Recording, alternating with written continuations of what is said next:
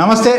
మానవుడు అభివృద్ధి చెందుతున్నాడు, అంతరిక్షంలోనికి సైతం సునాయాసంగా వెళ్ళిపోతున్న టెక్నాలజీలో బతుకుతున్నాడు అని సంబరపడిపోవాలా, లేదా నిత్యం సమాజంలో జరుగుతున్న సంఘటనలు చూసి బాధపడాలో అర్థం కాని పరిస్థితిలో ఉన్నాడు నేటి మానవుడు.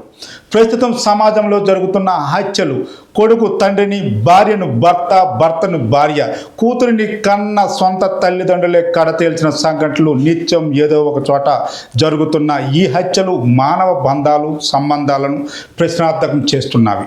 మానవత్వాన్ని మంటగలుపుతూ బంధాలను బలి తీసుకుంటున్న దారుణ ఘటనలు వెలుగు చూస్తున్నవి.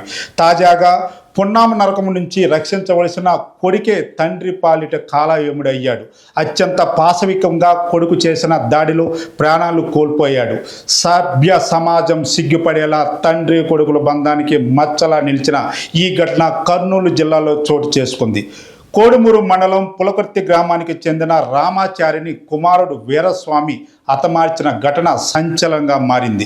ఎమ్మిగనూరు బస్ డిపోలో పనిచేస్తున్న రామాచారి నిద్రిస్తుండగా గదిలోనికి చొరబడ్డ కుమారుడు వీరస్వామి రోకల బండతో దాడి చేసి తీవ్రంగా గాయపరిచాడు. తీవ్ర రక్తస్రావంతో తండ్రి అక్కడికక్కడే మృతి చెందాడు.